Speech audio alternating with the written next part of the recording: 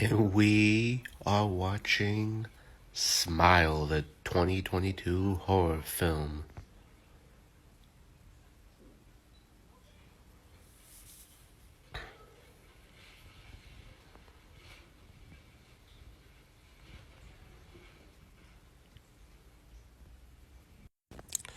So far, I'm like 45 minutes into the film, and I would say it's a combination between It Follows and The Exorcist.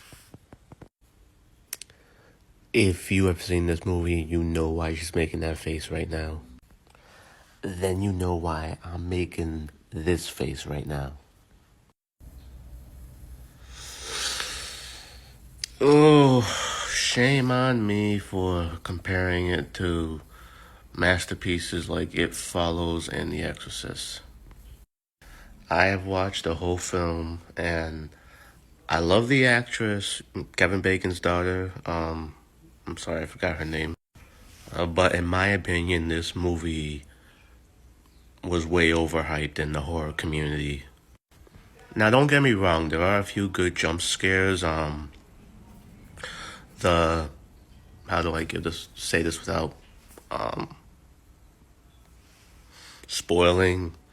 It, you can tell from the film there's obviously something evil going on. There's some villain or something, whether it's real or not. I'm trying not to spoil anything. Like some of the things that she was seeing, Rose, the main character,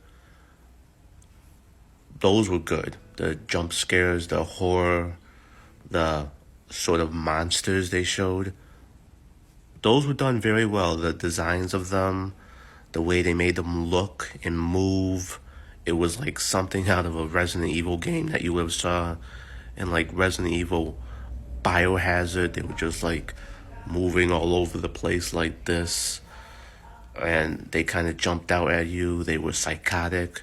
So I give them props for that.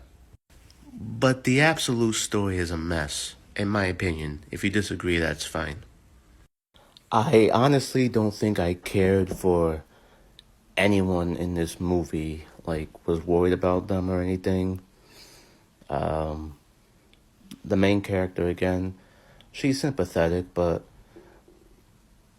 even then, like, her fiance, who's played by the same dude who plays A-Train on The Boys, his personality is almost as bad in this show as it is in that show.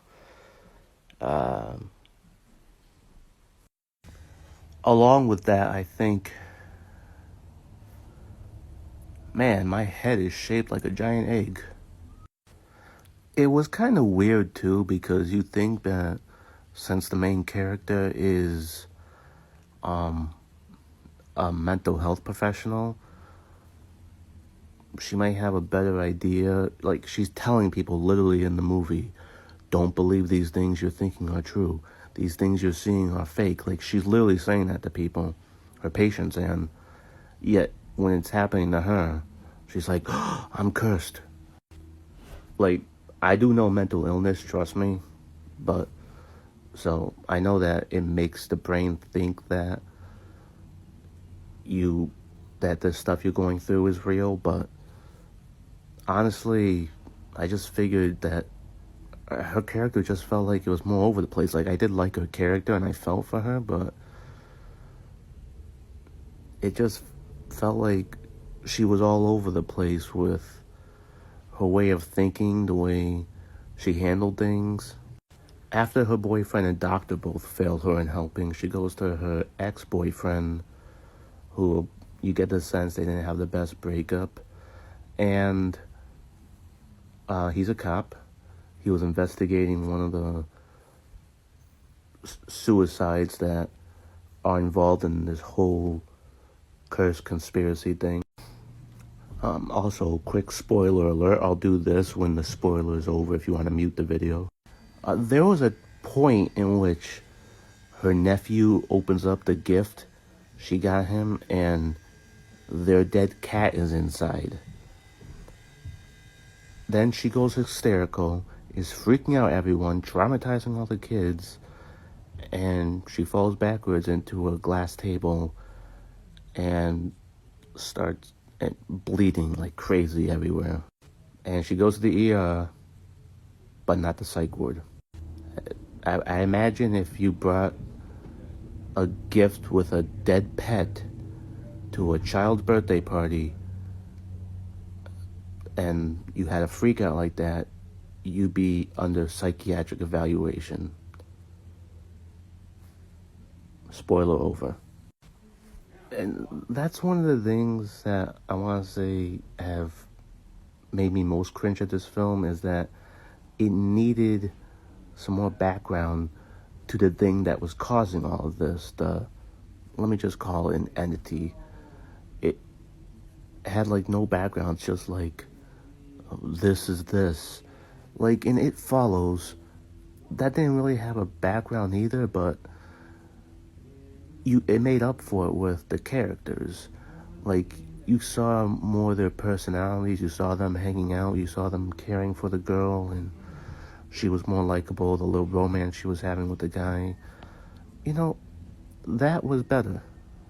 But I just can't stand horror movies where it's just like a bunch of meat bags being lined up to be slaughtered. Not that that happened either. I mean, there wasn't a lot of death really in this film for a horror film. Again, if you watch it at night with the lights off, alone, yeah, you'll get some good jump scares, but that's all I'm really gonna recommend. The story wasn't good. The characters were underdeveloped a lot, just not drawn out. The story felt like it was just missing so much, I guess is what I'm trying to say. I apologize if this review isn't the best. If you like Smile, God bless you. To the creators of the film, I know they got a sequel, so I'll still watch the sequel, because, this had me a little jumpy, but, I'm not going to rewatch this first film. I think I'll give it a 6 out of 10. Wasn't completely terrible, but, again, it's not a rewatch. The website below is a charity for fur babies, cats, dogs, to help them find their forever homes and pay for the medical expenses. It's a charity my aunt runs, and if it's something you'd like to donate to, go for it. Also, check out my blog, thebookrant.com, for my write-ups on horror books and other stuff, and my YouTube channel for video content on nerd-like culture and the horror, crime, and other stuff genre. My YouTube channel is The Ranting Skull, so check it out. I do game streams too. I'm doing Resident Evil, Hogwarts Legacy, and what was the other one? The Quarry right now. So until then, guys, see ya.